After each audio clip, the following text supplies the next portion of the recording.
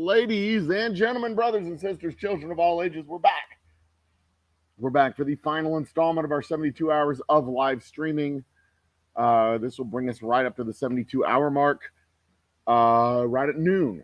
You know those things like when people sit down and they make like a projection of what it is that they're going to do over the next several days?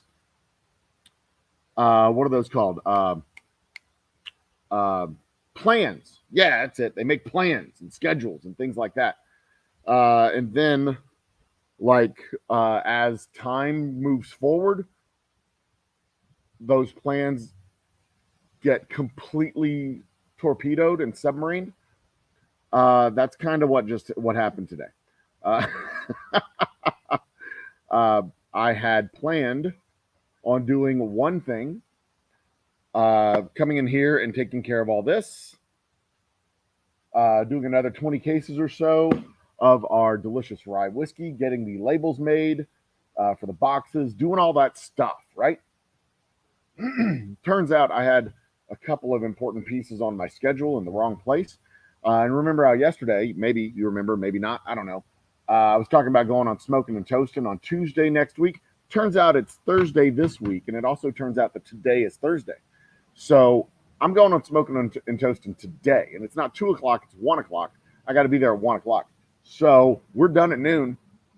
I'm shutting the doors, changing my shirt, running home, taking a shower, and going off to Smoking and Toasting to be on their podcast for today, where we will introduce our rye to a new audience. Cheers to chat. Hi, everybody who is joining us now. Probably ought to put that sub link in the docs, in the chat there, so when people stop by, they can hit that button. I do not have time in just a couple of hours to box and bottle and do all the stuff, but I do have time to start the process, I suppose. Begin bottling and begin filtration, but I've got like 100 other things that need to get done at the same time. So don't forget to subscribe while you're here. I fucked it up. That's fine. I misspelled while. How dumb am I? See if I can remove that. Yeah, let's remove that message. Let's try this again. Don't forget to while you're here.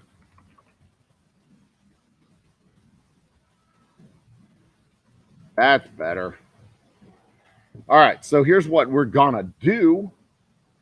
We'll do Ask Me Anything. We need to get up to 500 subscribers by 9 p.m. tonight. 500 subscribers at 9 p.m. means we give away a bottle of whiskey. What bottle of whiskey, you ask? Well, let me show you. Get rid of that. What is wrong with you, computer? Put that there. And also the banner. Let's put that banner across the bottom again. Boom. All right. Let me show you a bottle. Ready? We will give away this bottle or one just like it today on our 9 o'clock show. What we'll do is anybody who puts a comment in chat, you get put on the Wheel of Fame and Fortune. The Wheel of Fame and Fortune will give you a chance, an equal chance as everybody else. Everybody in chat gets put on the wheel, spin the wheel, boom. Winner, winner, chicken dinner. Or loser, loser. I don't know what it's called. Winner, winner, chicken dinner, loser, loser, something. Cruiser. Loser, loser, PT Cruiser. Ah, there you go. That's not fair. PT Cruisers are pretty cars. Anyway, I've talked so much over the last 4 days, my throat actually hurts. Yo, B Wizzle, cheers. Yeah, you're fair. Lurking's fair. That's perfectly fair. I've been working too. But we'll be here until noon. That'll put us at, let's look at the tail of the tape. We were 5 hours the first day, 6 hours the second day, 10 hours the third day. So that's 5, 11, 10. That's 21 hours. This will put us at 23 hours plus the 2 hours for our live stream tonight will put us at 25 hours. So that'll be 25 hours from Monday till now for our live stream, 72 hours of live streaming extravaganza with the exciting culmination in the 2-hour happy hour tonight. And hopefully we'll be giving away this bottle of whiskey. But if we do not hit 500 subscribers, I will not be giving away this bottle of whiskey tonight. Then what else do we got going on? Could be going to Smoking and Toasting, which I guess technically is an extension of this 72-hour extravaganza, because I'm leaving my show and going to their show, and their show is also on the YouTubes. And you can go check them out. Let me see if I can find that link. Where's my damn cursor at? There it is. Let me see if I can find that link, and I will drop that in chat as well. They do their show on Facebook. They do their show on the YouTubes. It's rebroadcast on the YouTubes. A couple of good guys. They talk about cigars. They talk about craft brew. They talk about craft whiskeys and spirits. And Toastin'. Smokin' and Toastin' is the channel name. And here they are. Last time I was there was a few weeks back. They did the Houston Whiskey Social 4 years ago. I'm looking for the last time I was on the show. See if I can find it. I think it was like March.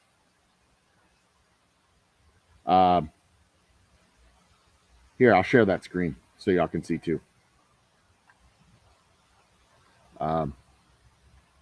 Chrome tab, that tab.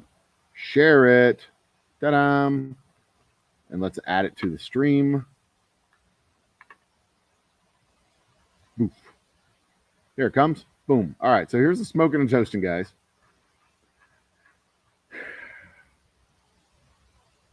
Let's get that link. We'll get that link on their channel. Pop it in. Here they are.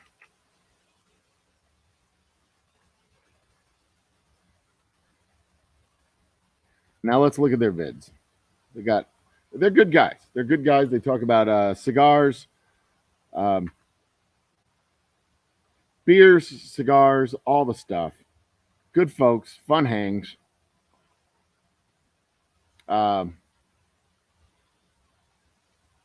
Rare collections, all the stuff that they do. Wines for the fall. Types of whiskey. The 13 types of whiskey you should know was a month ago. I am unofficially one of the whiskeys that you should know, but I wasn't on that show. Looking back, it was like March, I think, was the last time I was on, and I was teasing the new whiskey that I was, the new whiskeys that I was coming out with. But I can't find it. It's a year ago. Maybe it was a year ago when I was on their show.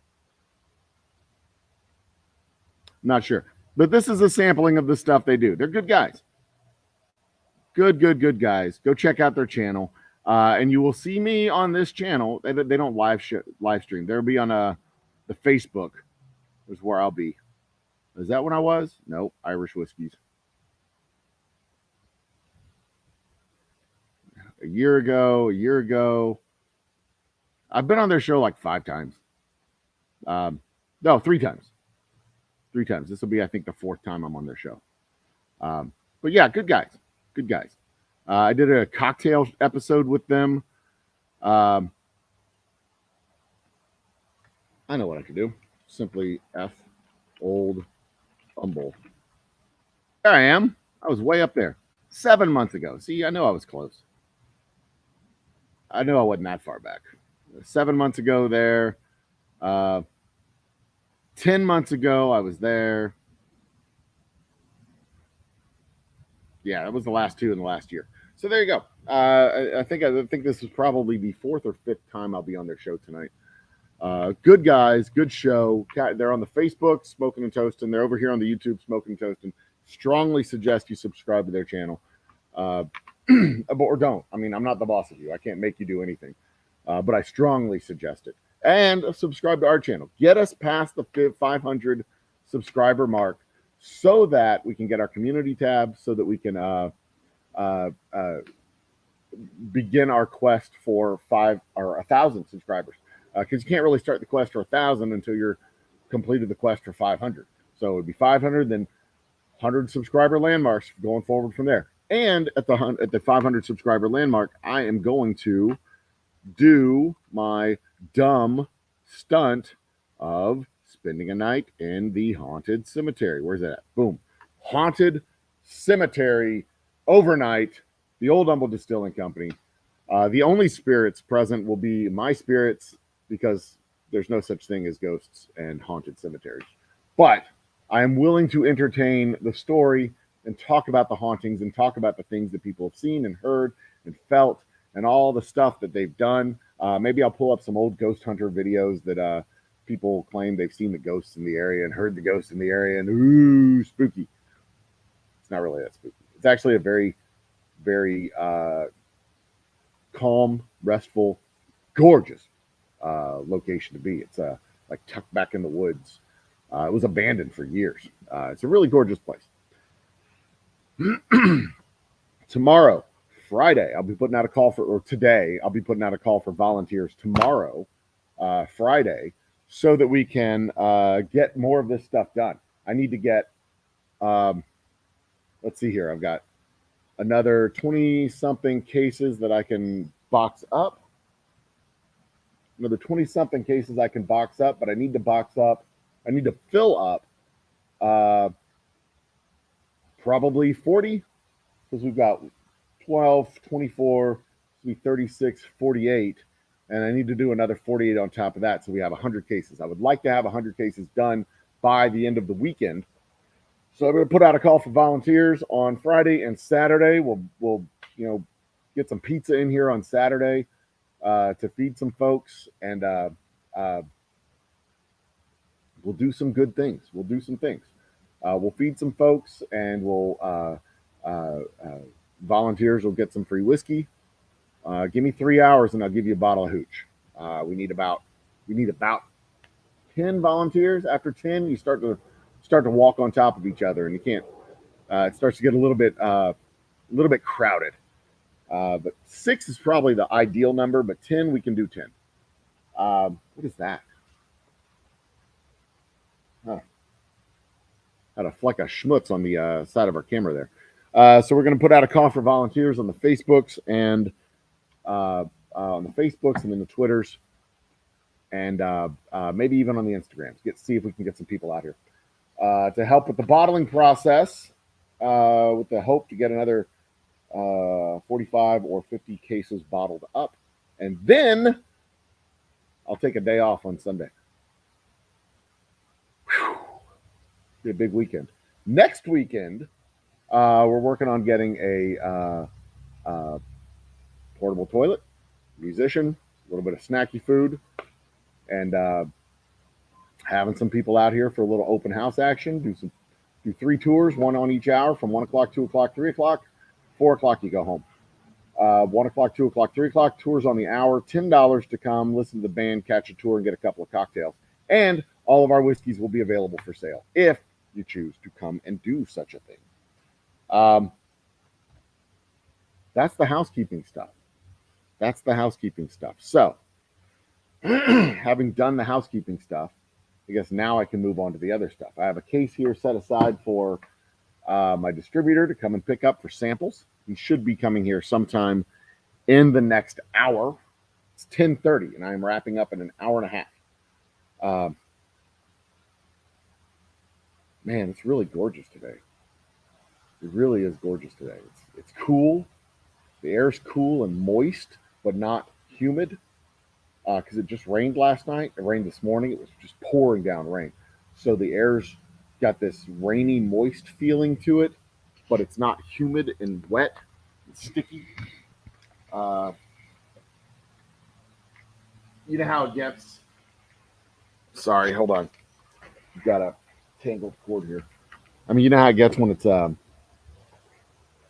humid and sticky and gross, but it's not humid and sticky and gross. It's just it's It's wet and moist. It's this fresh, like like it's this fresh smelling air, like when you're standing out in a field, not on a hot day, like on a cool, dewy morning. Yeah, that's what it feels like. It feels like a cool, dewy morning out in the field. It feels fantastic. It smells fantastic out here. The cool, wet air is mixed with the smell of the rye whiskey, and uh, it really is delightful. Really is delightful out here. Um, but right now, I'm talking to myself. So what I'm going to do, let me find that link, the subscription link, pin that. Beep. That's pinned. All right, so I got a little bit of work that needs to get done, so I'm going to go ahead and do that work. Do not forget to subscribe. If you're stopping by, subscribe. If you're not stopping by, well, you're not hearing this, so piss off. Right? Right. All right, so work of an entrepreneur, somebody's got to sweep the floor, and I am somebody.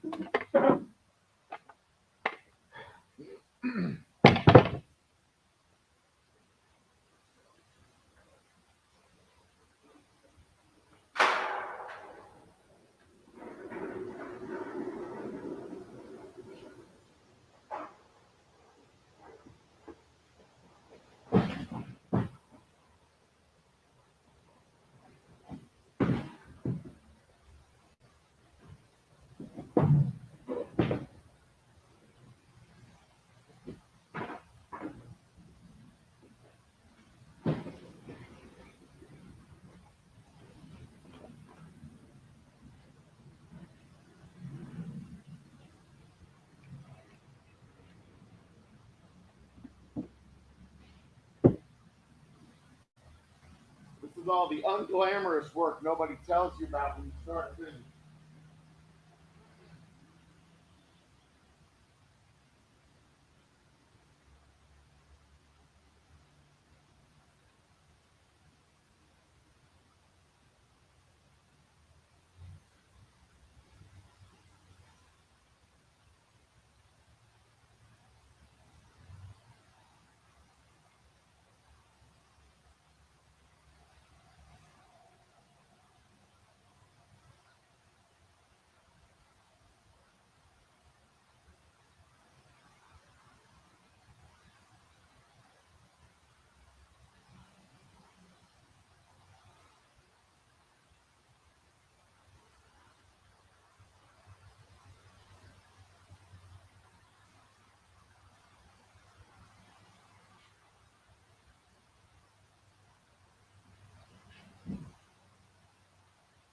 They don't tell you that you might spend an hour and a half to 2 hours taking out trash.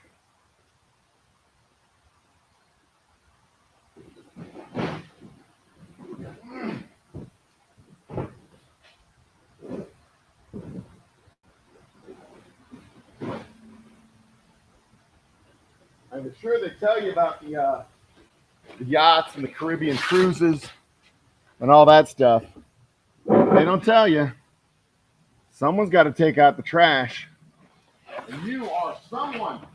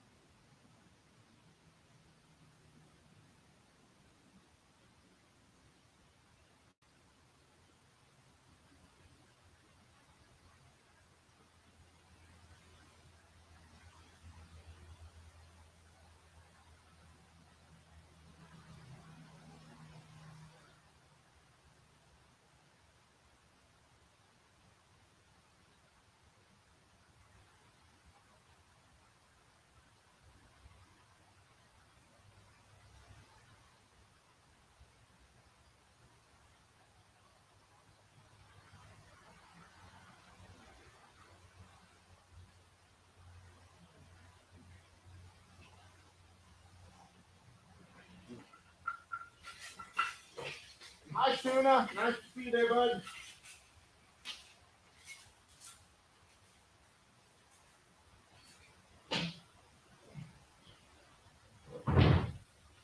Sorry, I just made y'all look at my butt.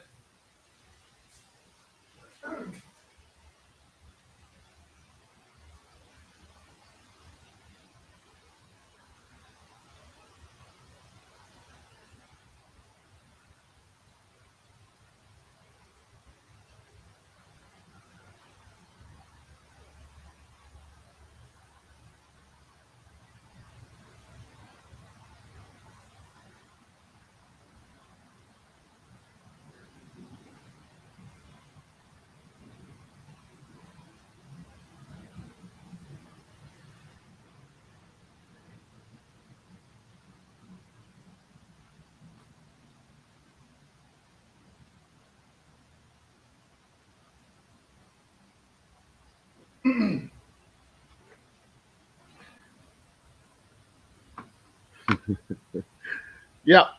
So that's the reality of it. There's garbage that needs to be taken out, and ain't nobody coming to take out the garbage for you.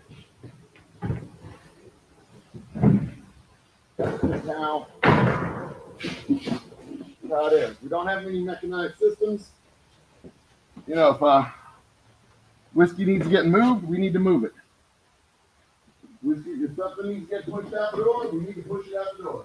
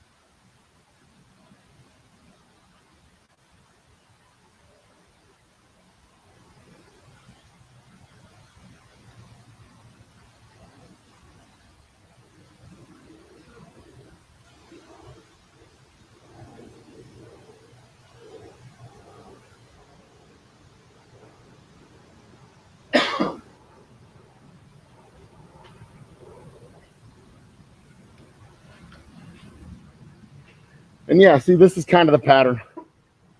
Like 3 or 4 days of solid work, we generate a little pile of trash over here, we generate a little pile of trash over there, and then it's a day of cleanup. Then it's 3 or 4 days of work, a couple of piles of trash, a day or two of cleanup. And it's kind of a pattern. It kind of goes in an ebb and flow, waves here, waves there. Most nights, most evenings after I'm done working, you know, we'll sweep the floor out and clean up all the dust that accumulates during the day that just kind of blows in from the street, because we are in a relatively rural, I guess, environment, a semi-rural environment. It's not a suburban environment. The suburbs are over that way. We're in between them. It's very wooded, very dusty, very undeveloped. It's changing. Development is coming, but it's coming slow. I could really use some water. My throat hurts really bad. Where's my damn water bottle at? Oh, there it is.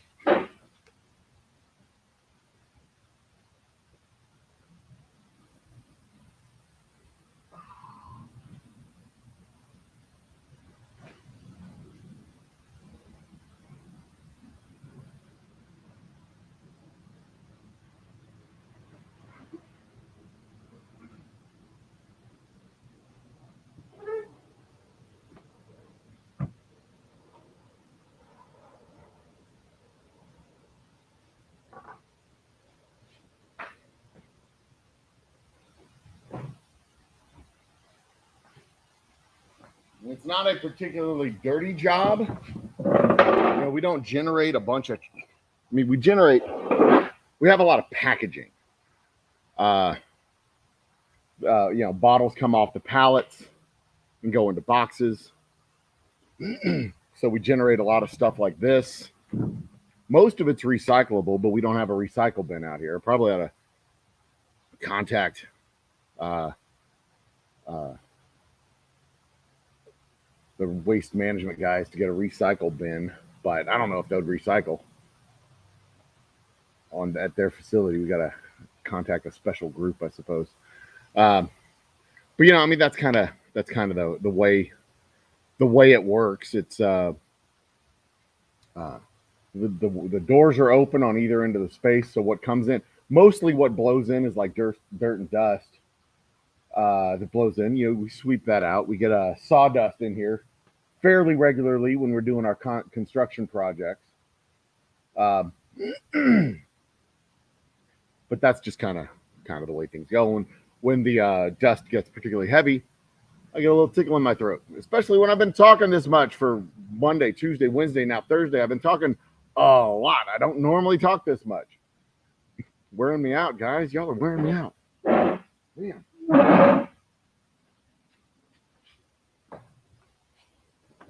Do, do, do, do, do, do, do. Bum, bum, bum, bum, bum, bum, bum, bum, bum, bum, bum, bum.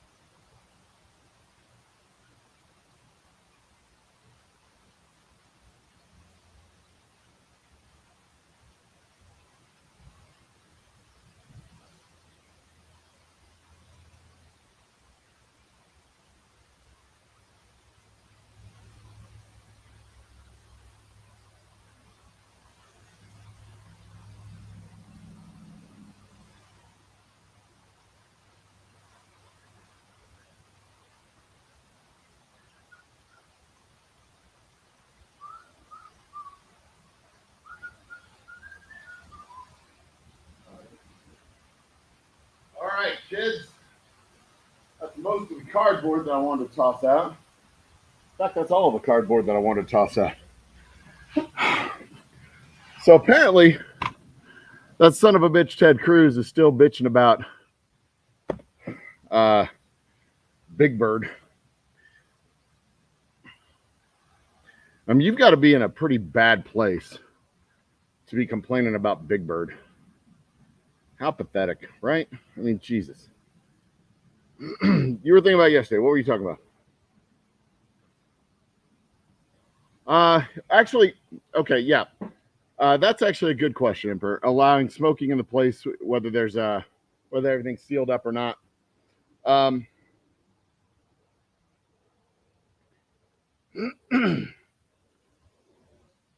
so here's what's up. If these doors were closed and I didn't have a breeze coming through, I would have slapped the cigarettes right out of his hand. But because this is an open space, kind of a breezeway, we're not in an enclosed. With these doors open, we're practically outdoors. Um, the air was blowing through. We had the fan running. This is an extremely well ventilated space. If any of these containers were open, I would be more worried. I would have been worried about the explosive nature of alcohol with open flames. But because we're very much, and I mean, You see the door there. We have one just like it right opposite. Um, because this is an open air space, or practically an open air space, I wasn't particularly worried about it. There's no air. We're not breathing the same air in here at any given moment. This air blows right through here, and it is quite fine. It is 100% fine. And now in our old space, where we just had the one door on the one side and we didn't have an open door on this side, no way I would have allowed it. No way I would have even allowed it for a second. And not just because of the smoke and the smell and the flavor getting into the whiskey, just open flame around the whiskey. There's no chance in hell. At our old location, I would have allowed it even close. But there is zero chance of combustion in this place. Because you've got to get a fairly significant accumulation of alcohol in the ground and vapors in the air for there to be any chance of explosion. They have to be relatively concentrated. BJ Hooker's had a explosion in their place, but they had a tote and they had basically a drill that they were using to stir and blend. And when you stir and blend and agitate alcohol, you make vapors escape. And when vapors escape, they can be flammable, especially if they catch a spark. And if you have an open brushless drill that is making sparks that you're using to blend alcohol, you tend to vigorously allow the alcohol to combine with oxygen. And when alcohol vigorously combines with oxygen, there tends to be a giant fireball, and people tend to get burned, and roofs tend to come off the joint. So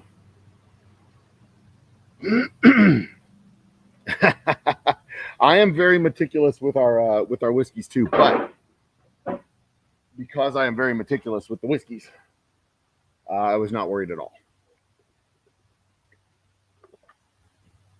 despite the meticulousness.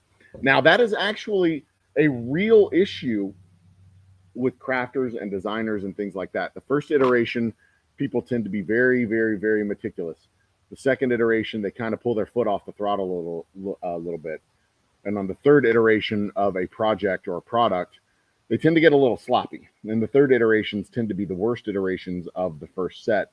And then they double back down on the cleanliness standards. And that quality slip is a real thing, and it's a real thing to be concerned about. I am now on my 40th or so iteration.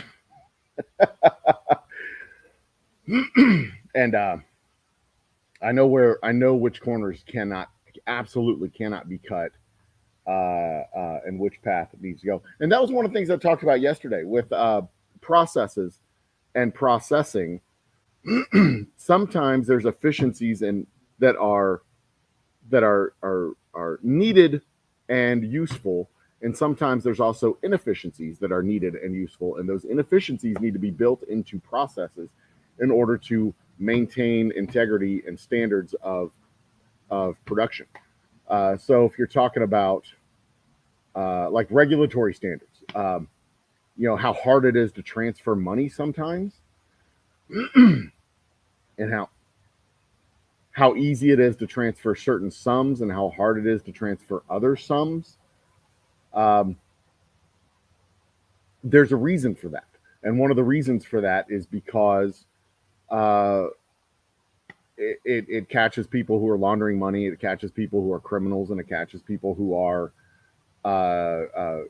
transferring money for like human trafficking and things like that for less than noble means. If you're just talking commerce, that's one thing. But if you're talking illegal commerce, that's one of the ways they catch you. They have one set of eyes look at it, another set of eyes look at it, another set of eyes look at it. And you on the transferring side may never see that. But inside the bank, inside the offices, if it's any sum of money like above $1,000, believe it or not, two people are approving that money on a low level. Like on a regular commercial individual personal account. If it's more than $5,000, well, if it's more than $5,000, two people are definitely approving it. If it's less than $5,000, it's not being approved. If it's more than $10,000, like actual forms need to be filled out, and it gets logged. Um, and we don't always see that as consumers, as people who are transferring the funds. But on the bank side, they see it. They've got paperwork and all kinds of shit, um, logging transfers and stuff like that. If you're transferring like actual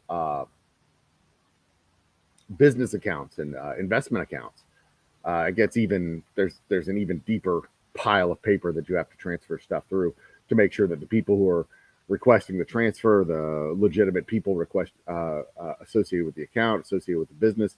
I had one particular situation uh, where there was a fund for a particular cemetery. It was a nonprofit cemetery. It was a fund for the cemetery, and it was a fund that had been there for quite a long time. And the group of people who maintained the cemetery and maintained the fund were getting older and dying off, and the trust organization, the board, the trust board, the cemetery board was dying off, and there were, instead of having a full board of 5 members, there was only like 1 or 2 left. And then one of the residents, one of the cemetery property owners, either a property owner or a child of a property owner, I can't remember if they were the person who was going to be buried there or the child of a person who was actually buried there. They called up the bank and they tried to take over the funds. They tried to take over the funds, and they tried to have money withdrawal, and they had to try to get it transferred to another bank that would allow them to withdraw the funds. And this guy got super pissed off at me when I told him, like, I can't even have this conversation with you anymore. I appreciate who you are and what you're trying to do and your concerns for the cemetery, but you're not authorized to make any decisions on behalf of the board. You're not authorized to make any decisions on behalf of the cemetery. And this son of a bitch went and created an organization with a similar name. Let's say the name of the cemetery was Uneventful Rest Cemetery, LLC, or Uneventful Rest Cemetery Association. That's what it was. Uneventful Rest Cemetery Association, the association that cares for the cemetery. He went and formed Uneventful Rest Cemetery LLC and tried to use that similar name organization, show that he was the association president. He tried to get the money taken out of the bank. We threatened him with several lawsuits for fraud and things like that. So, but if it was just one person at one department looking over this account, and there were no safeguards as far as transferring the money or transferring the assets, this dude could have totally snaked this association's money out from under him and totally screwed over the entire association. And then God knows what he could have done with the money. I mean, he could have straight up snaked it out from under him and used it to go buy a new house or go buy a new car or go buy whatever. There's reasons, there's programmed inefficiencies in processes.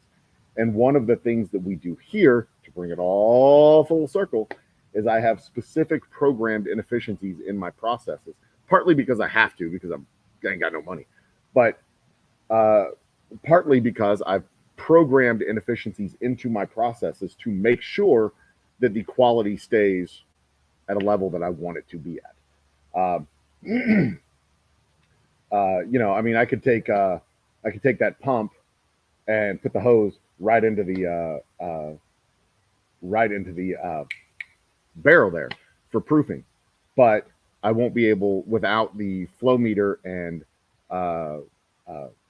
control plate at the end of the hose, I can't control how much liquid's going into that barrel, so I can't control the proof as tightly and as closely as I need to. So that's one of the programmed inefficiencies. If we get a little bit better equipment, I can upgrade the process a little bit. But also, when it goes into those buckets, I can look at the whiskey coming out and see what I'm actually doing and see what's going into the bucket. That's a programmed inefficiency. I don't know if there's a whole lot of value to that particular programmed inefficiency, but that is a programmed inefficiency that I do on purpose. So yeah, there's that as well.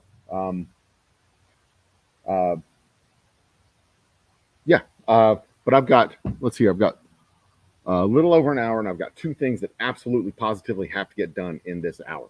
I need to pack up some bottles for, let's see, I have one bottle I need for the show, one bottle I need, or one box I need for my distributor here. So this box is for the distributor for samples,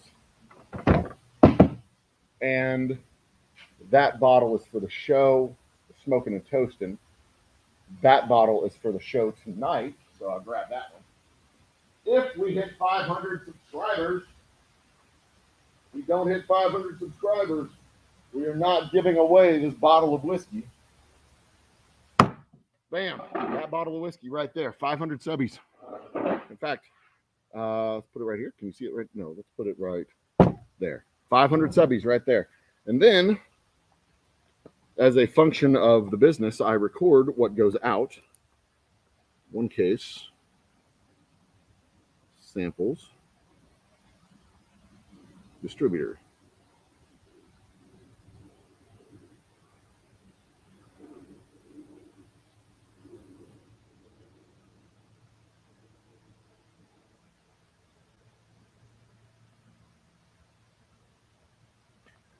And then I log all this stuff onto our inventory logs at the end of the month and convert it into proof gallons and submit my reports to the feds and pay any taxes at the end of the quarter. That's how it works. Plus 8 bottles, which leaves me with 24, 25, 26, 27, 28, 29, 30, 31 cases. 31 cases. And 1, 2, 3, 4, 5, 6, 7, 7 bottles. Plus sales.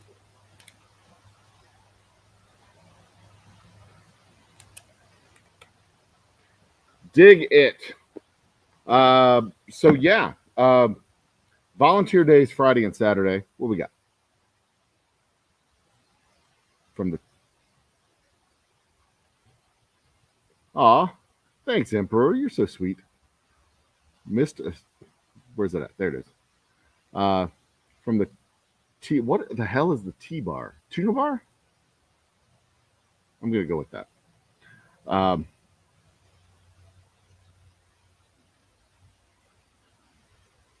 Hey, no worries, man. I appreciate. Hopefully, I'll be able to share my own link soon because I'll have that community tab, and we'll be rocking a community tab. And that'll be awesome. Yay, 491. We're 9 subbies away, and we need. Let's see here. It's 11 o'clock my time, so 12. We got 10 hours to get 9 subs. I forgot to do my daily tweet. Let's hit that daily tweet, shall we?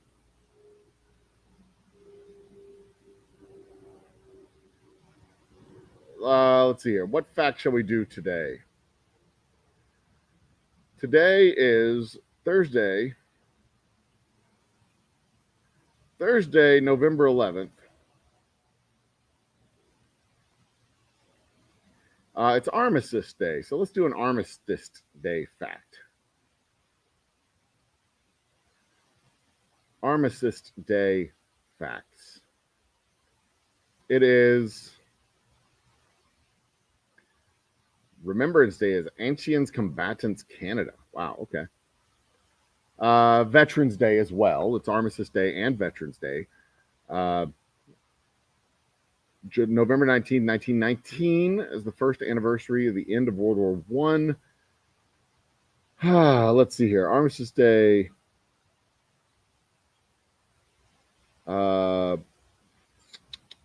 Let's find a good Armistice Veterans Day, Armistice Day and Veterans Day fact. Softschools.com will tell me. It commemorates the agreement ending World War One, ending the fighting with Germany in World War One. It was not a peace agreement. It was an armistice. It was basically a ceasefire. Format of the giveaway will be anybody in chat Where is my damn cursor? Why does it keep disappearing? What we'll do is anybody who comments in chat will go on the Wheel of Fame and Fortune, and we'll spin the wheel, and the winner gets the bottle. If we hit 500 subscribers before the start of the show, it'll be a pure random drawing on the Wheel of Fame and Fortune, or Fate and Fortune. Wheel of Fate and Fortune. Fame and Fate? The Wheel of Fame and Fate. Yeah, the Wheel of Fame and Fate. We'll call it that. And that'll be the plan. The armistice was signed in Compiègne, France, approximately 37 miles from Paris at a railway carriage. The location was remote and chosen because it could be discreet. That is a great fact. That is a good fact.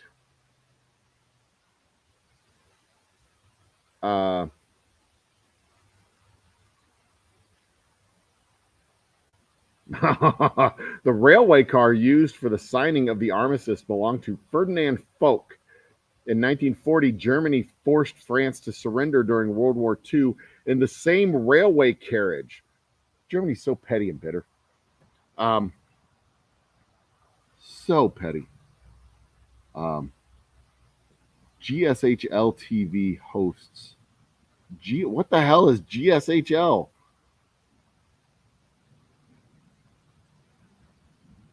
GSHL TV hosts the T-Bar every night. Okay. You got to tell me what GSL HTV is now. Game show hosts light TV? I mean, if you use an acronym, you got to explain the acronym, especially if it's a long acronym. I know what TV is. Tunavision, right?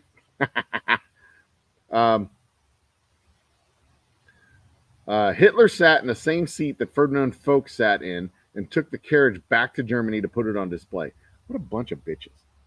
What a bunch of bitches. All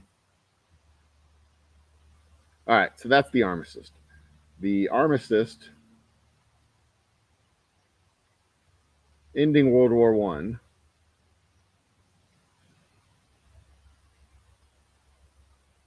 was signed. There it is. That is a good fact specifically for today.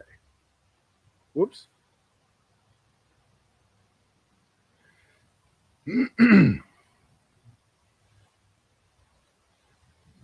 GSHL TV. All right, we're going to find this channel. I need to know more.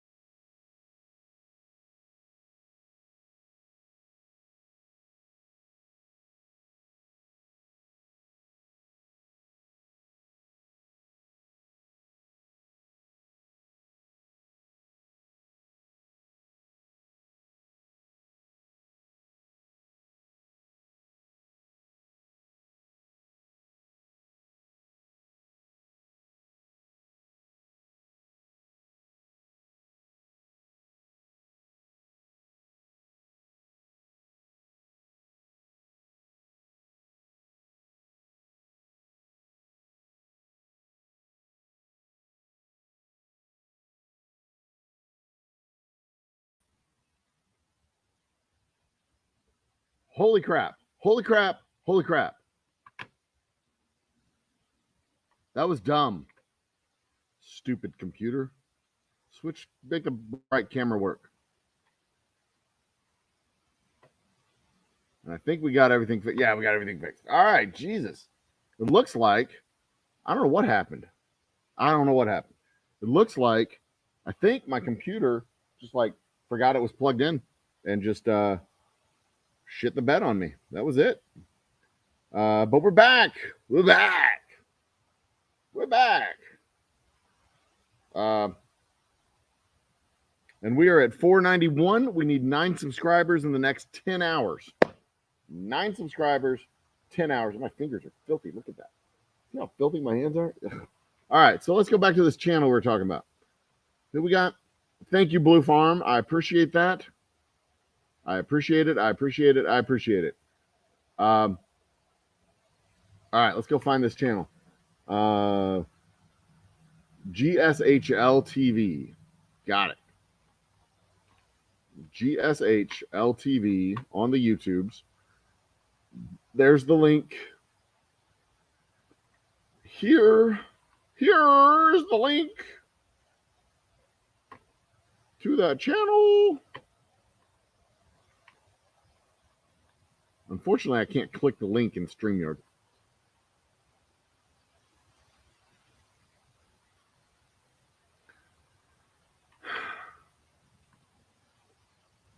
GSLHTV. Colin Furs is digging a secret tunnel under his house. That is funny.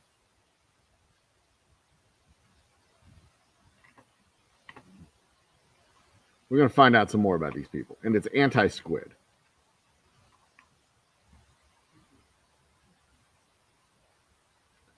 Bunch of weird fucking channels there.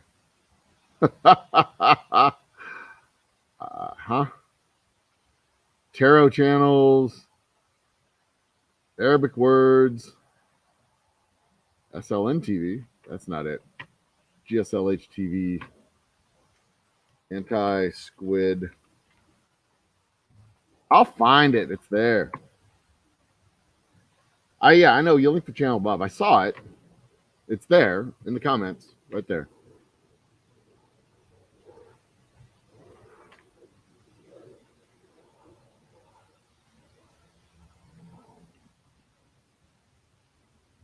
All right. So what I'm going to do, this is what I'm going to do. I'm going to go to my video and click the link. I can pull it out of chat. Click the link. It'll be even easier. Even easier that way.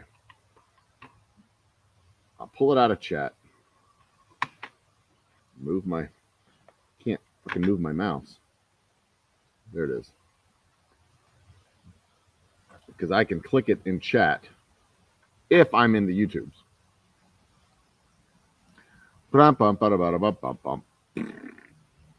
9 to go.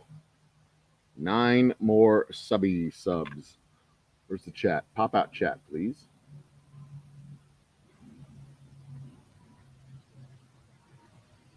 Pop out chat.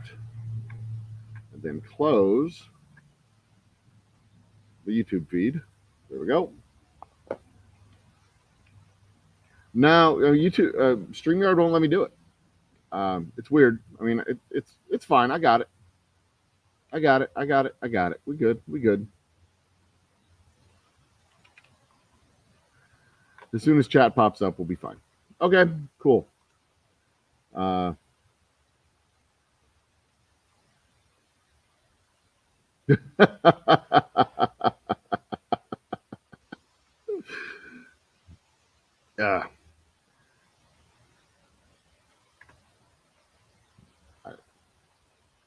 No, if I click on the link, it asks me to highlight it or to show it.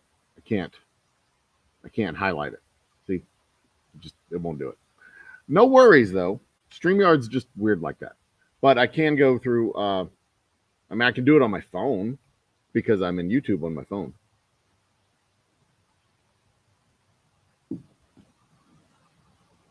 Yeah, I know. It's dumb. It's super dumb, but that's fine.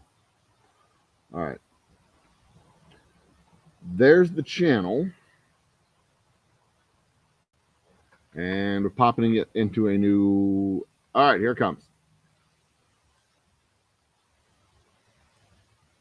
We will share that channel as it comes up. Completely blind. I hope it was not a bunch of titties. Or maybe I do. I don't know. We'll see. We got a bunch of titties.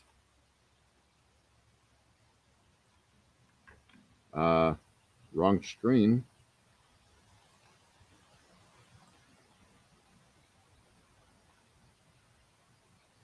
That's the one.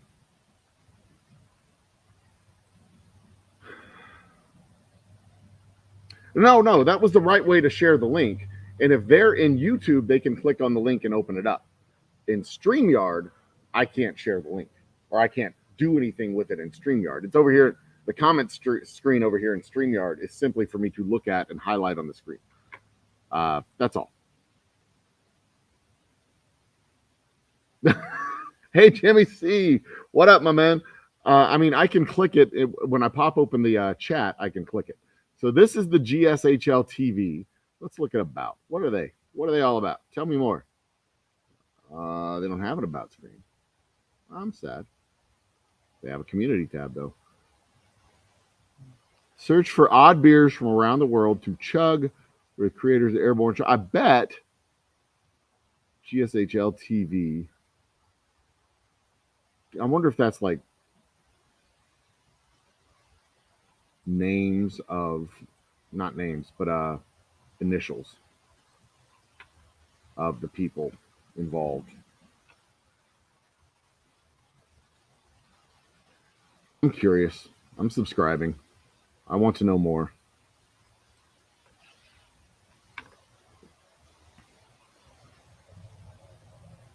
V-Bar, the virtual bar. There it is. Everybody's drinking. That's nice. Snack time. Da-da-da-da-da-da-da.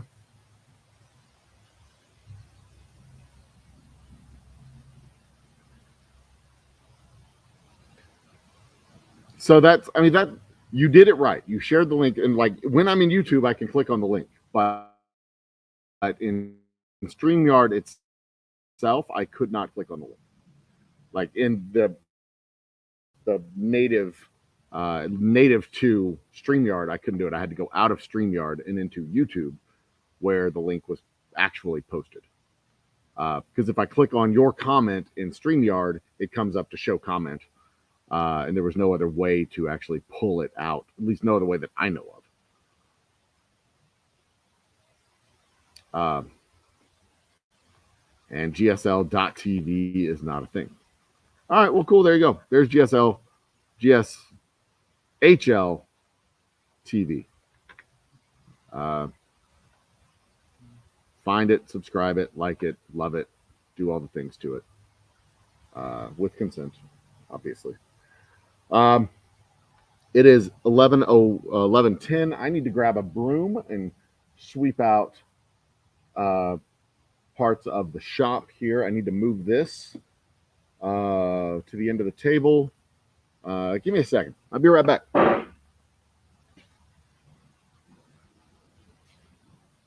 Because I am at the distillery, which means I am at work, and I would like to play, but I cannot play right now. Because as I have said several times, nobody is coming to do the work for me. Nobody is taking my place. Nobody is going to be here. And I ain't complaining about that. That's what I signed up for when I decided I wanted to be an entrepreneur and run a damn business. But nobody's coming. I chose that life. That is how it is. That's how it needs to be.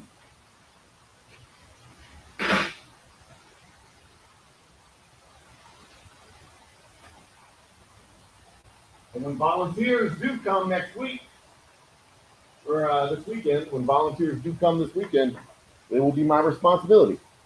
And I will have to help them and make sure they do it right and manage them and feed them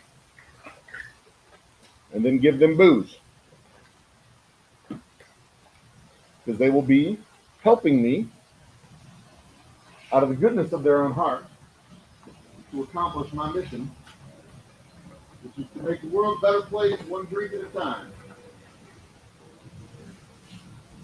Because friends and family, life is too short for bad whiskey. It's too long to not do anything about it.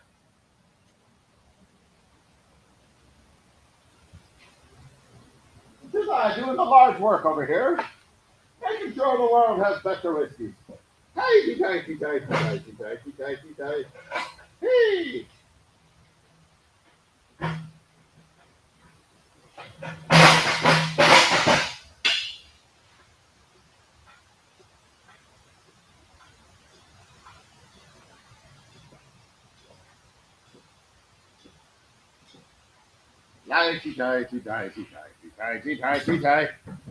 Hey. So when I stack my tote, or when I stack my pallets, I usually only put 48 to a pallet because these bottles are extremely heavy. The cases are heavy, the bottles are heavy. And I don't want to stack them up higher than that because it'll crush. I mean, it could crush the boxes. And I do not want the boxes to be crushed because that would be stupid. And I don't like to be stupid.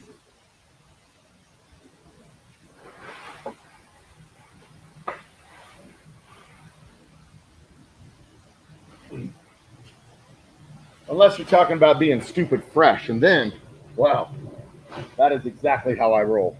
Stupid fresh.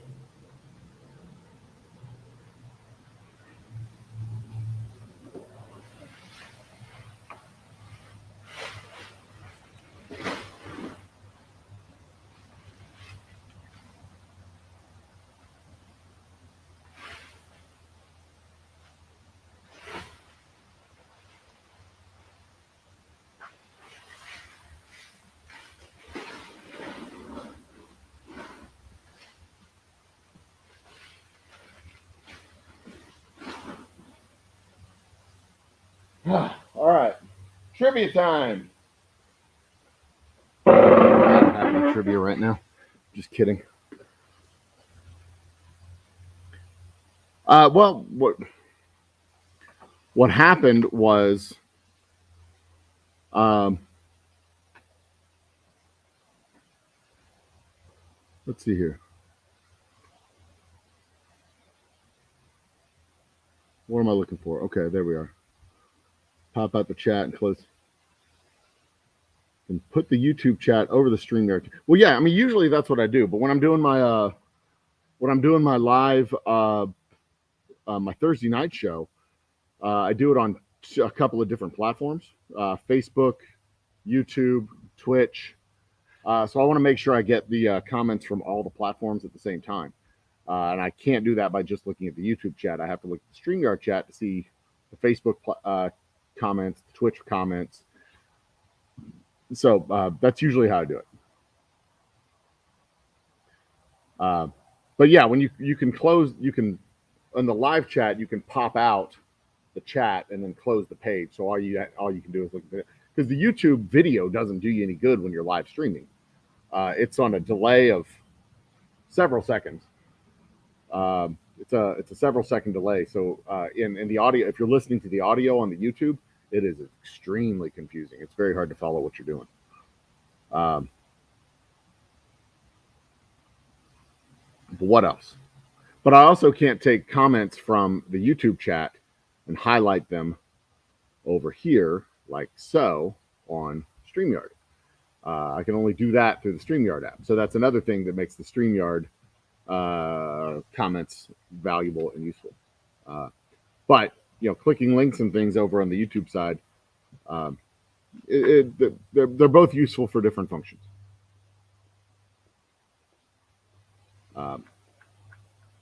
And when we're deep in our Thursday night nonsense, I can't see the chat anyway. Because I'm not wearing my glasses, I'm wearing my sunglasses because the lights are on in my face and I can't see anything, and it I can't even see the screen to see what the hell's going on. I guess technically I don't need to see the screen. I just need to look here at the camera and I can talk to y'all directly. But if I'm going to type anything in chat and interact with anybody anywhere, I also need to. I mean, I need to control the banners and the screens and all that stuff. I need to be able to bring up our unhinged title cards and the perfect burrito title card and highlight the spooky cemetery show for the 500 subscriber special. Like, get us 500 subs for God's sakes. I'm sick and damn tired of talking about 500 subscribers. Ugh. Tired of it. Like all I talk about right now. And rye whiskey. 500 subscribers and rye whiskey. I'm like Rudy Giuliani in September 11th. First name, last name, September 11th. But in my case, it's Old Humble Guy, rye whiskey, and 500 subscribers. And I'm sick of it. I want to talk about other things. I want to talk about interesting things. I want to talk about nothing. I want the opportunity to sit in a room with people, a couple of drinks in our hands, and just not. That'd be cool. That'd be a nice little diversion from 6 hours of constantly filling the space with noise.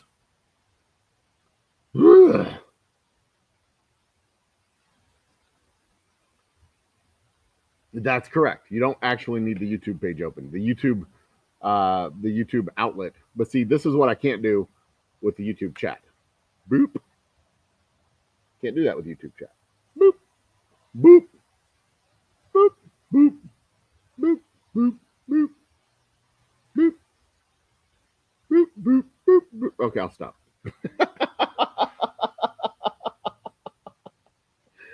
Lord have mercy. This has been a long week. It's a good week.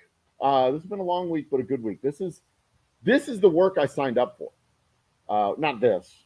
I mean, this is a bonus to what I signed up for, but this is the work I signed up for. This is what I want to be when I grow up, what I want to do when I grow up. I want to come home on Wednesday night after 3 consecutive days of working 10, 15 hours in the distillery and just like sit down on the couch, rest my eyes for 30 seconds and pass out. That's what I signed up for. Good, fulfilling work, knowing that I put in 20 hours, 24 hours over 3 days and actually contributed a tangible value to the enterprise.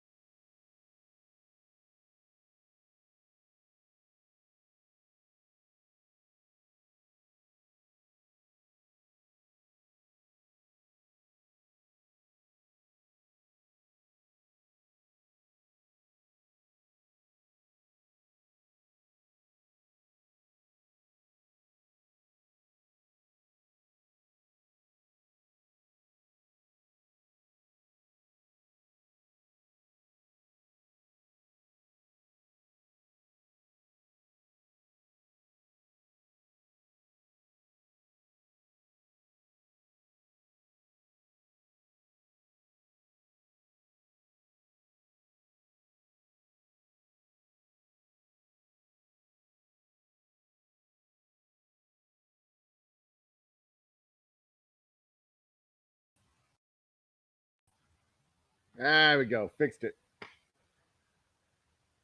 I think my distributor just pulled up. Hold on 1 second. Let me go check that out. Nick,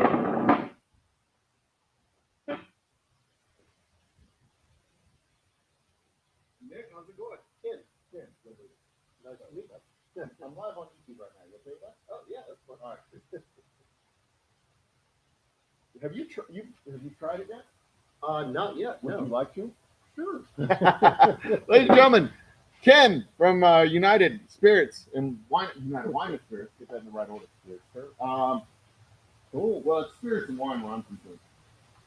Here, check this out. You get to have it right out of the bucket. Right up there. This is the next step to go to the bottle. Cool. And I've got that case set aside just for y'all. Okay. Proper sense. You got it right. I got a show to do, so I'm going to make a little more. So this is our double oak rye, straight rye whiskey, made from 95% rye whiskey, aged 2.5 years in full-size 50-gallon barrels, and then oak is added to those barrels to supercharge the aging, give it a nice, smooth, rich profile. Oh, that's really good. Thank you very much. See, it's very risky doing live tastings with people who've never had it before. I don't know what his reaction would be. It was good. And 95% rye. Do you believe that?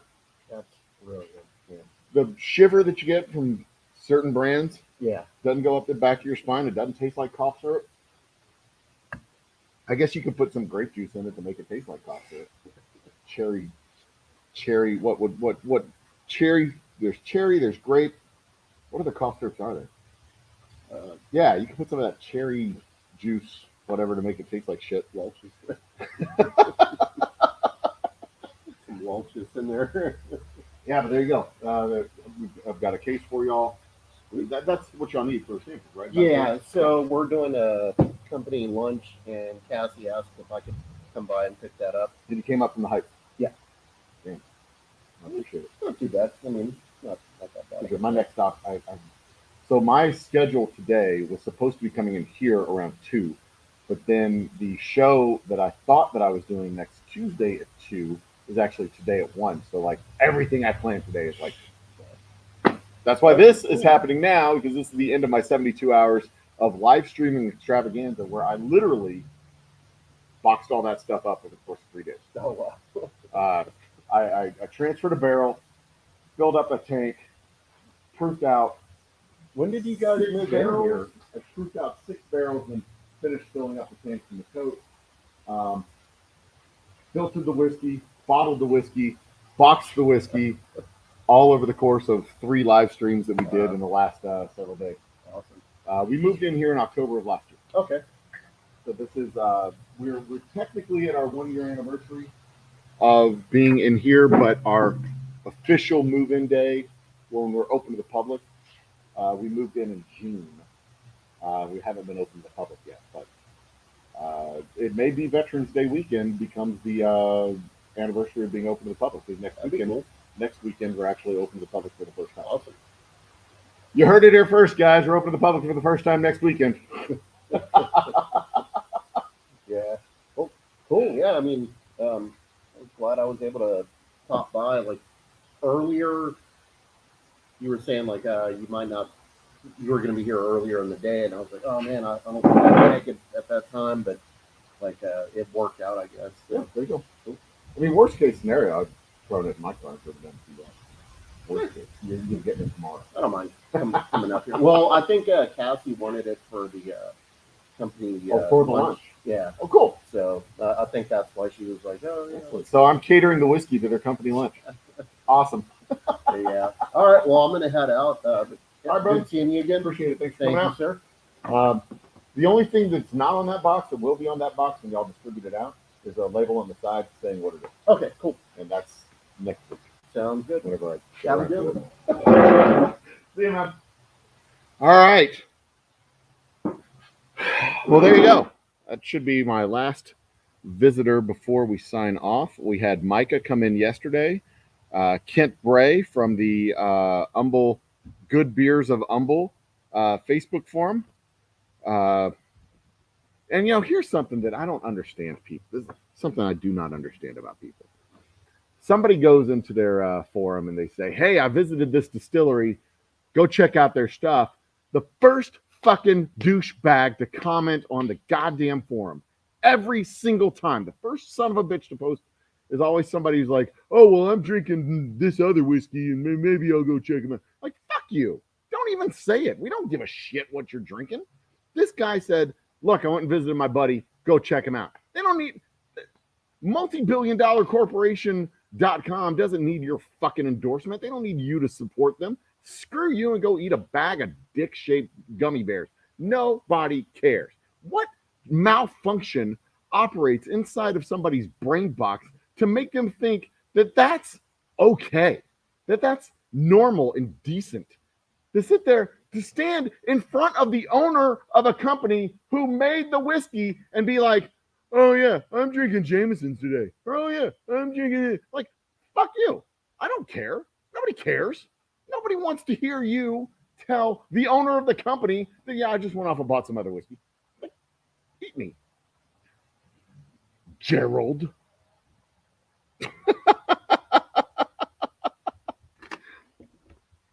But yeah, good for him. Enjoy your multinational corporation whiskey. I'm sure they give a shit about you and what you're doing. And when you go visit their distillery, I'm absolutely certain that they appreciate it because they care about one of their millions of customers coming to say hi. They don't give a shit about you. They're going to replace you with another customer as soon as you go off and buy something else. Just go out, both your arms, and just go collect up all the dicks and eat them all. I've got this trash to bring out. I'll be right back.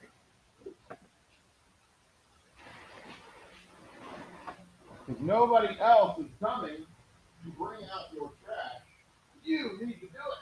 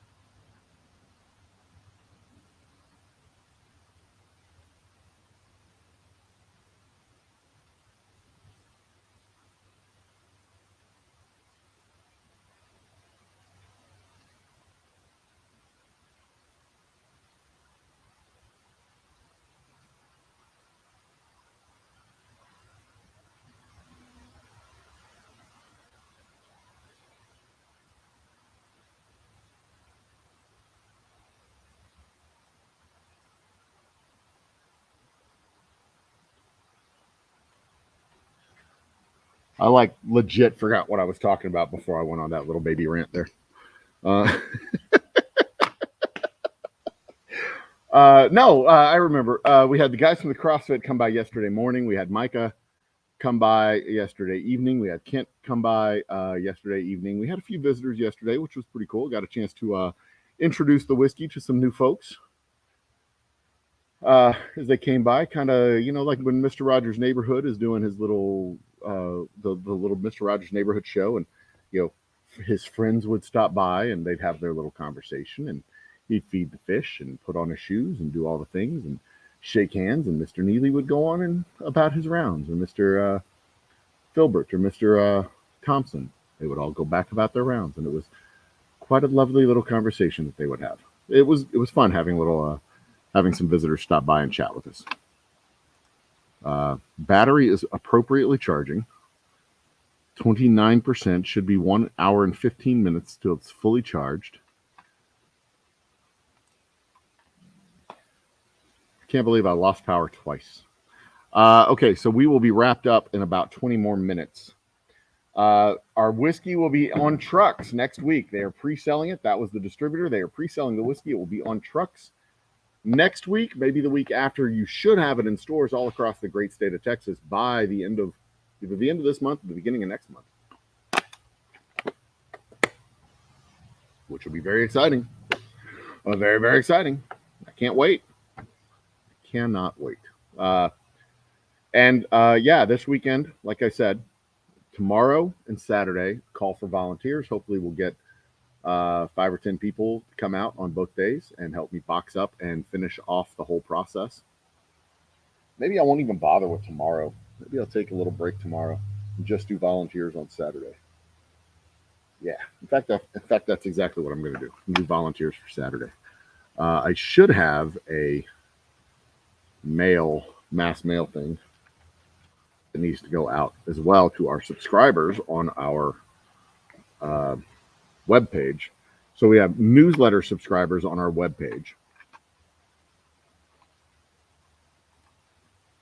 And later today, I will be releasing the official beauty photos of. I'll go ahead and send that email out now. Get it now. I got a press release that I'm going to shop around to the various newspapers, actual print medias, Dead Tree Media. Double Oak Straight Rye Whiskey. Damn, it looks pretty. Did he call it a classic Sazerac cocktail? Are you kidding me? Sazerac is a brand of whiskey.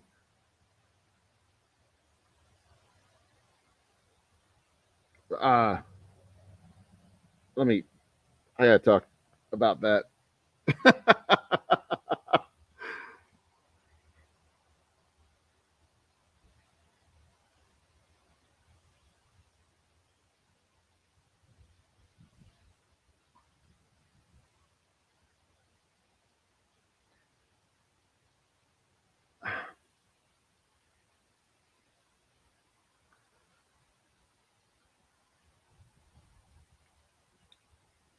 Oh wow, this is interesting.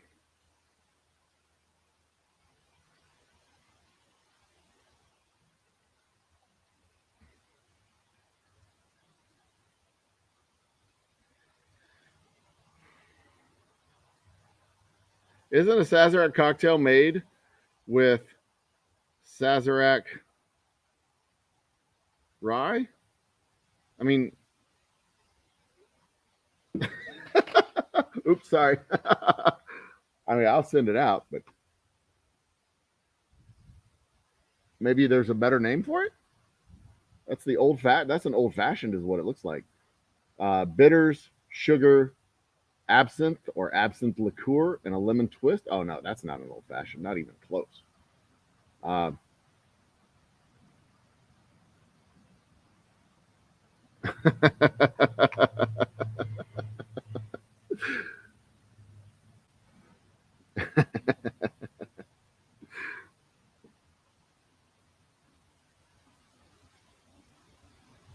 All right, that's fine. Okay.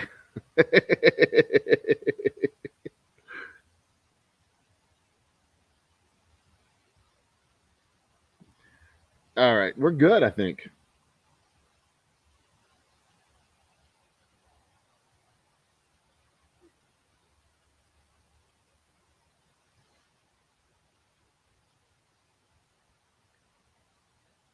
Or branded it.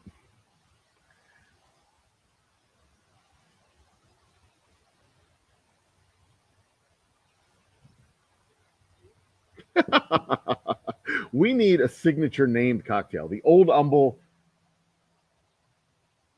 cocktail, whatever it is. The Old Humble something. We need a signature cocktail. Bartender friends, get on that.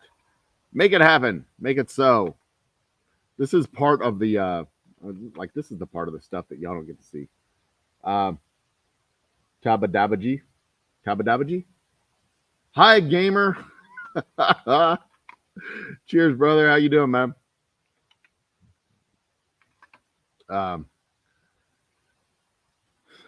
So some of the things that we get to see, that y'all get to see, this is behind the scenes type of stuff. Marketing and SEO. Where we at? We need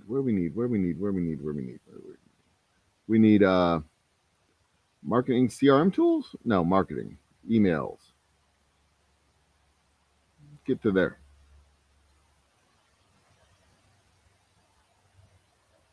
Mail going out to our peeps now.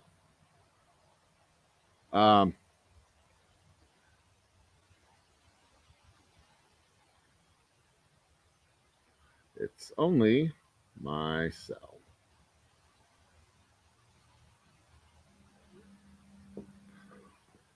My marketing manager wanted to know if I had a phone number for the distillery, and I'm like, yeah, I do, but it's my cell phone. So like, no, I'd rather not right now. Go to email marketing. There it is. Wix is good as far as a website builder goes, but it's just like this strange little maze that you have to go through for certain things. When you want to do stuff other than just host a website, they've got other things to do, and it's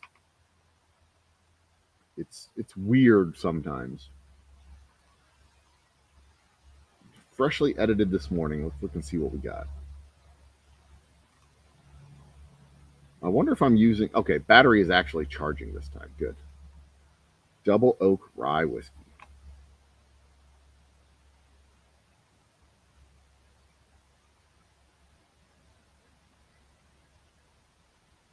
All new rye whiskey, aged in 50-gallon oak barrels, and aged again in small craft barrels to supercharge that oaky flavor.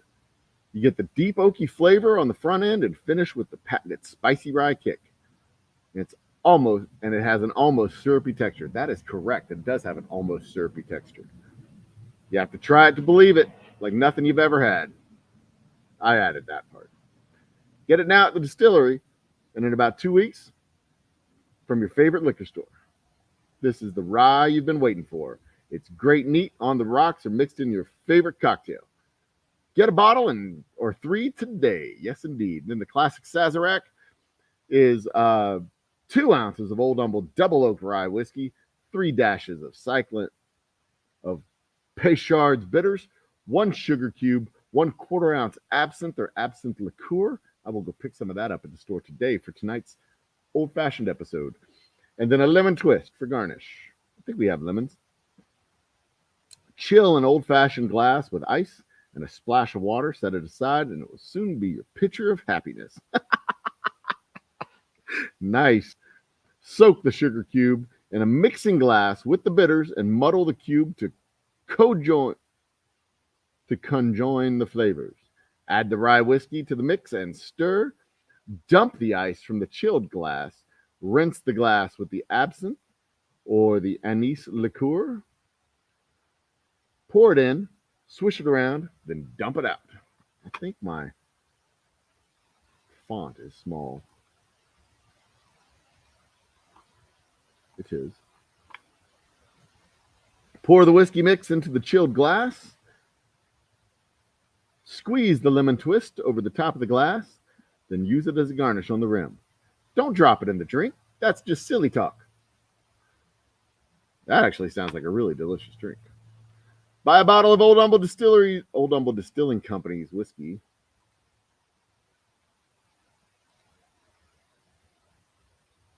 Old Humble Distilling.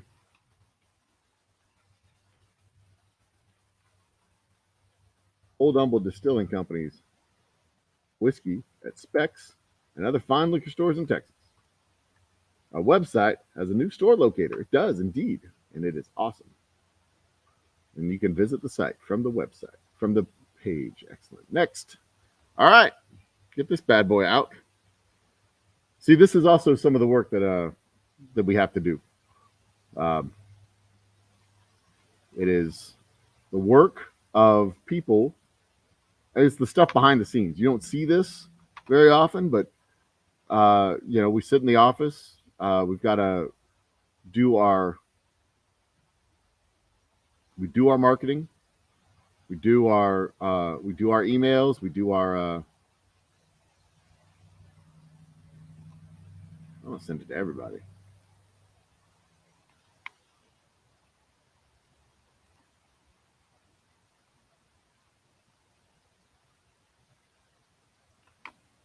Old Humble Distilling Company info at good deal. Okay, we're set.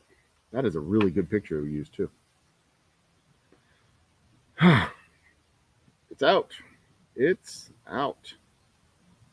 Yeah, so this is the stuff that goes on behind the scenes. The stuff in these notebooks right here, uh, that are process journals and updates, notes, things like that. Stuff y'all don't normally see. This is stuff that happens usually in my office and dark rooms. When I'm sitting in a drive-through waiting for food, I get an idea and I grab this book and jot down the idea. I get at the end of the day when we're doing process work here, I chart down everything that we've done, the cases that we've made, the gallons that we've transferred, and then this goes into our inventory spreadsheets. When we get audited, I have to produce this book as well as our actual data that supports the inventory data, stuff like that. I mean, there's a whole process that goes on behind the scenes, and not just the work. I mean, obviously the heavy lifting, the moving liquor, the moving barrels, the moving boxes, the moving bottles, transferring, the corking, the sealing, the labeling, all that stuff, like the mechanical stuff that ultimately goes out the door. Obviously that stuff has to get done, but it's the other stuff that has to get done that people don't really think about. And it's not fun to watch either. The accounting is not fun to watch. The stuff that goes on at either that desk or the desk at the home pandemic office, that stuff's not fun to watch. But it's part of the work that you sign up for when you do this sort of thing. It's part of the work you sign up for. It's part of the work that absolutely needs to get done on a daily basis. I mean, somebody has to, sweep the floors, and, clean out the cobwebs, and wash the windows, and do stuff like that. And when you run your own business, you are somebody. You are the only somebody in some cases. Some cases you have teams of somebody, and some cases you're the somebody. And you're the marketing manager, you're the head janitor, you're the you're the chief bottle washer, you're the barrel monkey, you're the guy that does the stuff. And it's the life I signed up for, and I love it every second of it, because I know that the work that I'm doing is directly related to the value of the company, and there's not a team of executives in this office or some other office or some other office deciding how valuable the work that I'm doing, or what portion of the value I add to the company is what goes back to me, what goes back to my family, what goes back to my kids. I know that the owners of this company give a shit about the future of my family. I know that if we decide to go another direction, that me and my team, when I have a team, will be involved in that new direction. And we won't get fired over Thanksgiving or Halloween or dumped at the end of the year in order to protect the bottom line for next year. I know that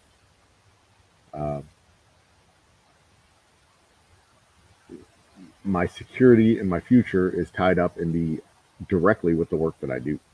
And to some extent, there's luck involved. Obviously, you can't go through starting a business without getting a little bit lucky.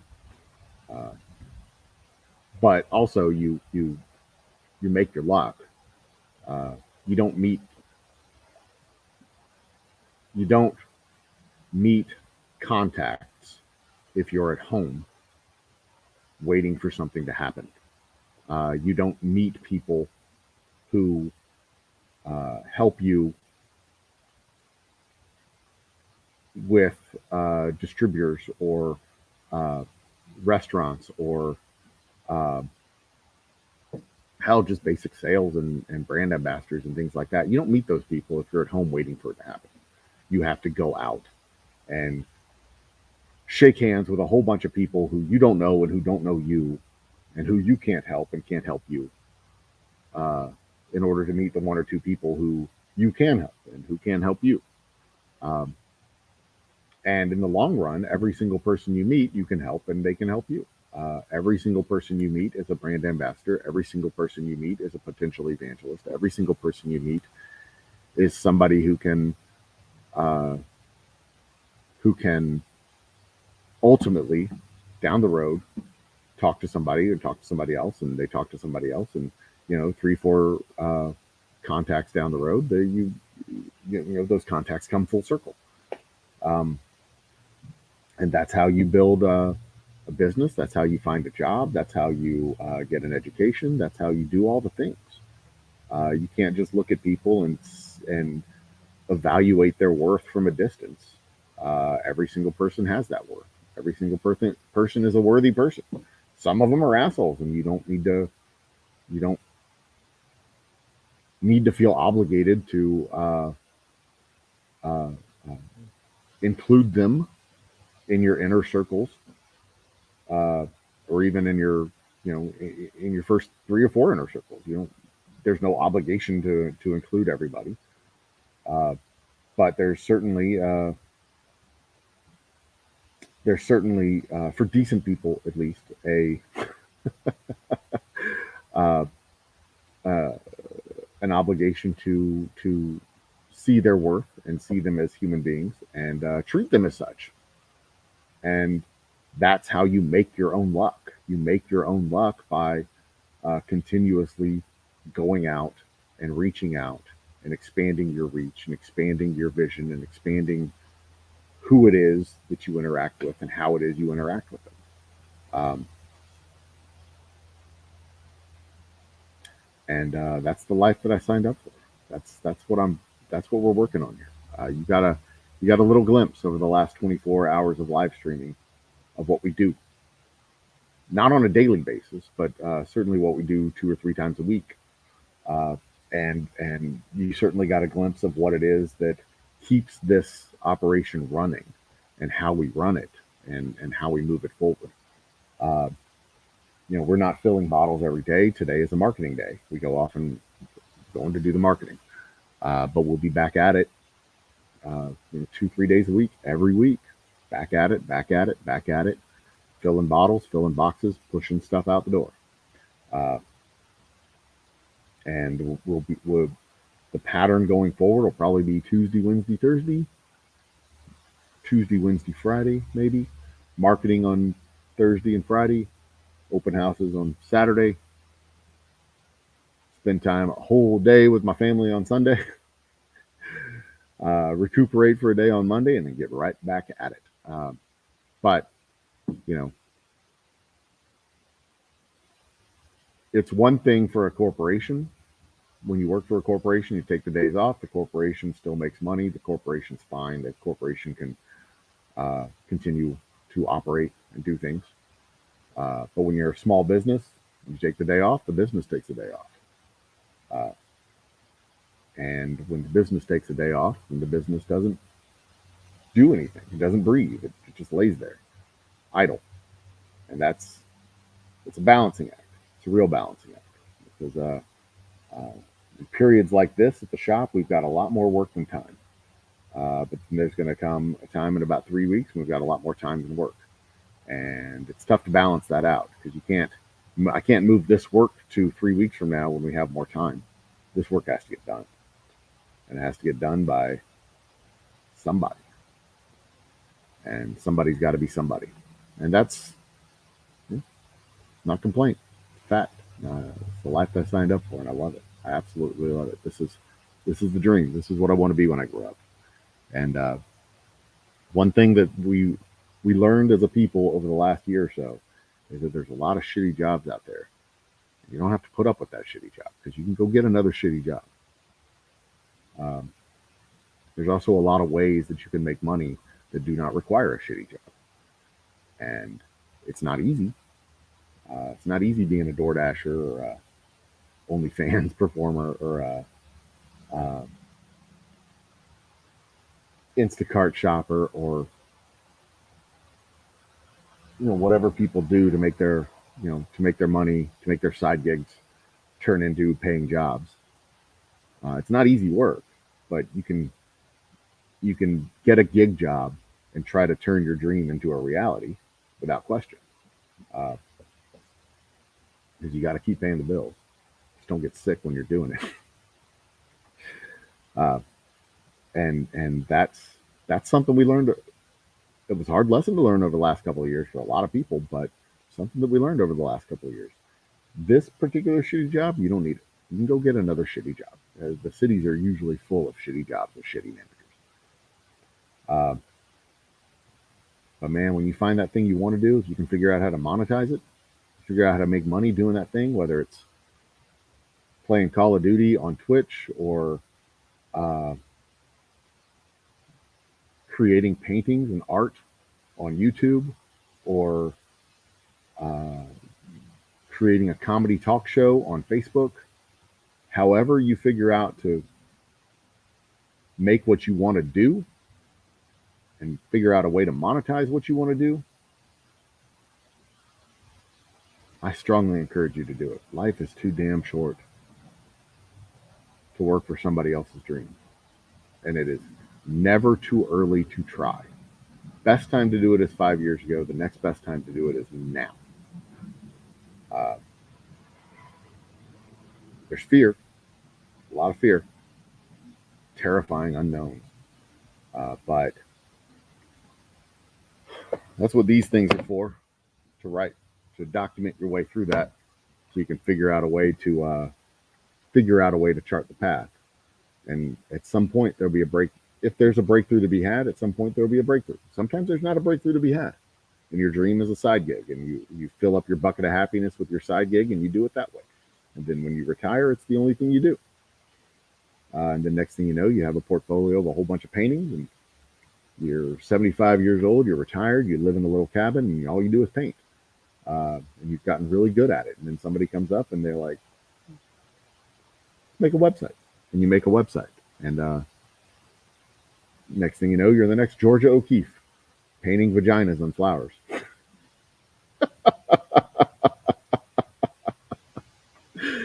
And then, yeah, you're a 80-year-old famous artist. And then you have a brain aneurysm and you die when you're 82 years old, but you got to live the dream for 2 whole years.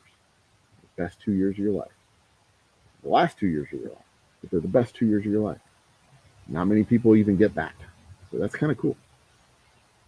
That's kind of cool that you at least get those 2 years. So do it. Do it. Absolutely. I talked yesterday a little bit about the sales process. Now it's not a matter of running down a list of addressing objections and moving people from no to yes, because usually 90% of the time when I talk to people and I'm in sales mode, it's not a question of yes or no. It's a question of yes or I don't know.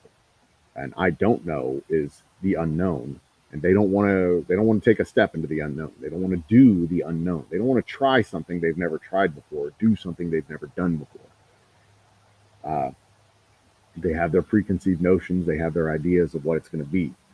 So 492.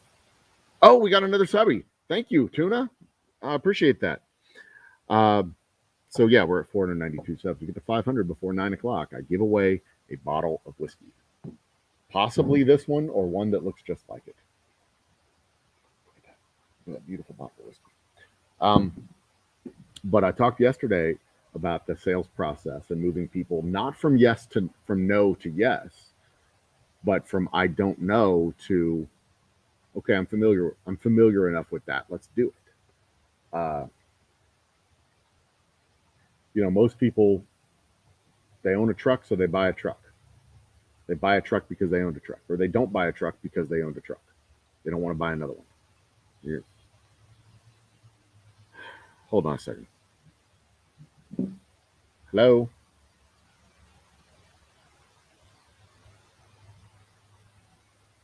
This is the Old Humble Distilling Company.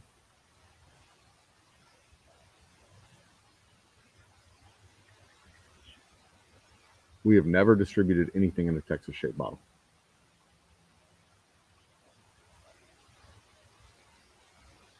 I promise you.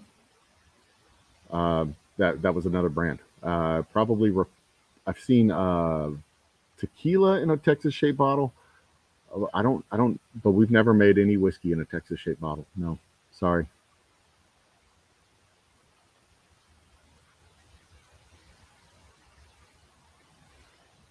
Uh huh.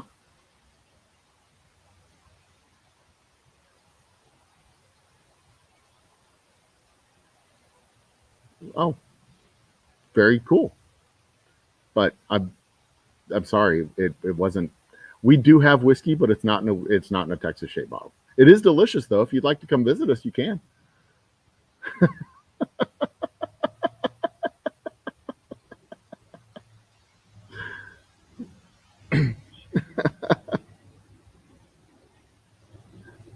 I got you. I don't know what to tell you. There is. I think it's. I don't. I can't remember what the brand is. They would know it's Specs though. If it's whiskey in a Texas shaped bottle, they'll know it's Specs. But if it any, there you go. There you go. Hey, that's one of the common calls we get, asking about somebody else's whiskey. But yeah, we talked about that yesterday of people moving through the sales process from not no to yes, but from I don't know to I'm familiar enough with that I'm willing to try it. And um, some of the worst sales training and worst sales information that I've ever gotten is people who think that the sales process is addressing objections so that the person you're trying to sell something to is just, they have no other choice. They always have another choice. The choice is always, always, always, always, always, always, always. There's always a choice of no, of I don't want it. And I've told people a million times, if I don't want it, you're not going to convince me. Never going to convince me if I don't want to do it. The only way you're going to sell me something is if I want to be sold. Never in the history of sales has somebody who doesn't want to do something been convinced that they want to do it. There have been people who uh, they're willing because they're just like, yeah, whatever, I don't care. You can always get somebody who doesn't care to do something, but you can never get somebody who does not want to do something to do it unless you force them to do it. And that's not sales, that's rape. Uh, so don't do that. Don't force people to do things they don't want to do. That's not cool. It's not a good way to sell things. Uh, but when you're introducing something entirely new to somebody, getting them to at least try it is the first step. And you get them to try it, whether it's changing jobs or changing cars or changing whiskeys or changing clothes or changing diet. Uh, a lot of people, yeah, they don't want to they don't want to try a vegetarian menu because they've never tried a vegetarian menu. They have some preconceived notions of what vegetarian food would taste like, or vegan food, like when they take cauliflower and chop it up and act like it's mashed potatoes, and it's just not. It's sad mashed potatoes. It's just gross. It's like tastes like diced rice. Ugh. Except it tastes like cauliflower. It doesn't even taste like rice. Uh, Dreadful. But that's the goal. That's the challenge of getting people from I've never heard of that, I don't want to try it, to okay, I've heard of it. Let's give it a shot. And the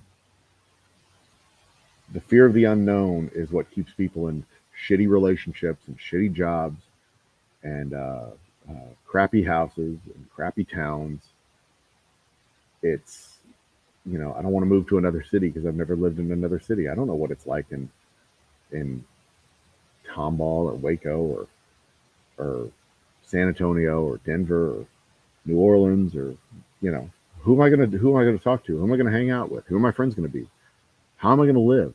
What am I gonna do? It's a chance to reinvent yourself and completely change your life and change your lifestyle. Uh, if you're gonna live a Houston lifestyle in Knoxville, Tennessee, then you haven't really moved to Knoxville, Tennessee. You're just moved Houston to Knoxville. You know what I mean?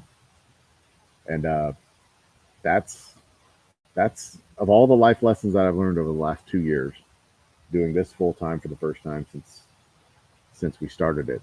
It's that fear of the unknown, of trying to actually change and actually do new things and actually get out there. It's really hard to do. And to get other people to do it is really hard to do.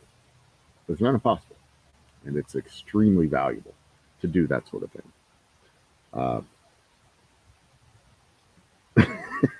Riced cauliflower. Riced cauliflower is very much like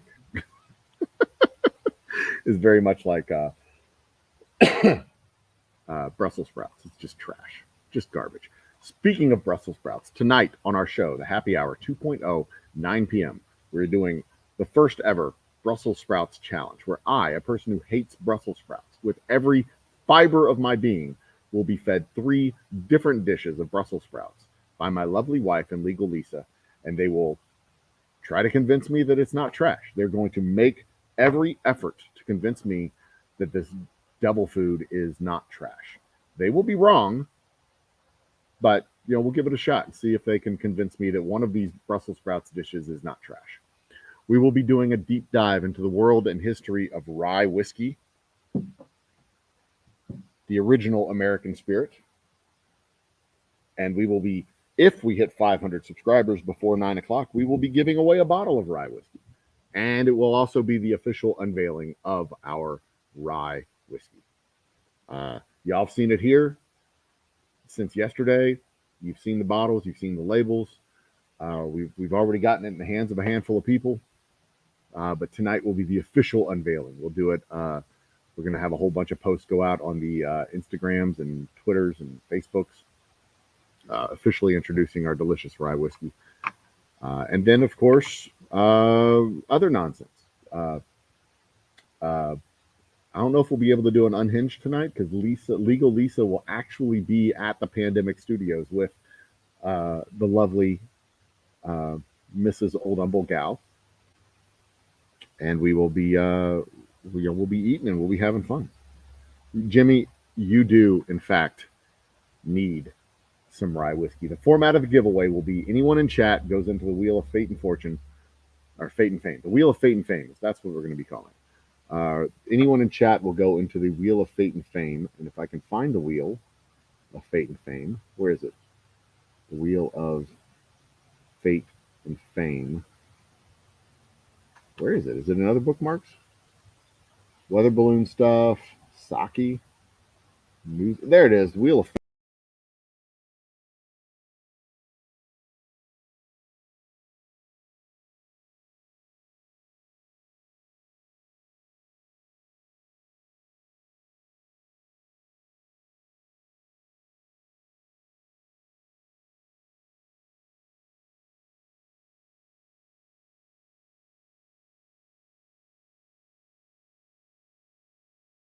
I accidentally left the studio. Sorry about that.